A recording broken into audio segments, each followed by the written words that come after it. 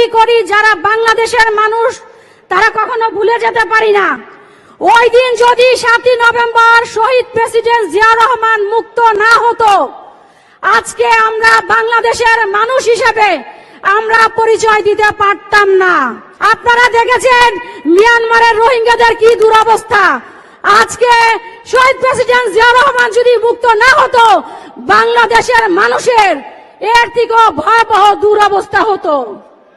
শেখ হাসিনাকে বলতে চাই, আজকে শহীদ প্রেসিডেন্ট জিয়া রহমানের কারণে তারই হাত ধরে আজকে আপনি বাংলাদেশের মাটিতে এসেছিলেন। ভুলে গেছেন সেই দিন? শহীদ প্রেসিডেন্ট জিয়া রহমান, তাকে নিয়ে আপনারা উল্টাপাল্টা কথা বলেন।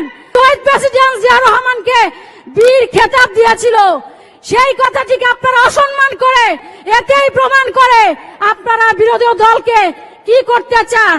এখানে আপনাদের ক্ষমতাকে আপনারা কুক্ষিগত করে রাখতে চান।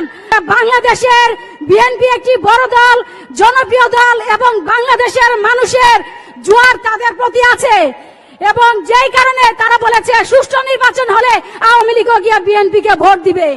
আসলে এটাই তাদের ভয়।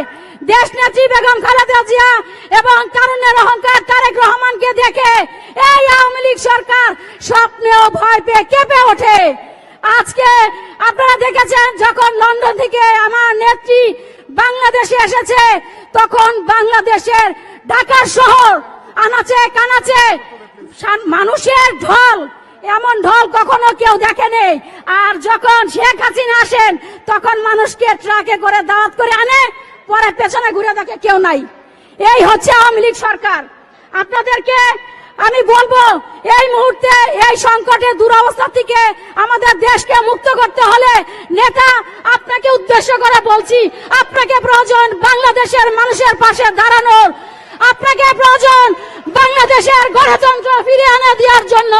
নেতা, আজকের পর থেকে আমাদের একটি স্লোগান হবে উন্নয়নের মহামন্ত্র খালেদা জিয়ার গণতন্ত্র। সকলে ভালো থাকবেন। বাংলাদেশ জিন্দাবাদ। দেশ নেত্রী বেগম খালেদা জিয়া জিন্দাবাদ।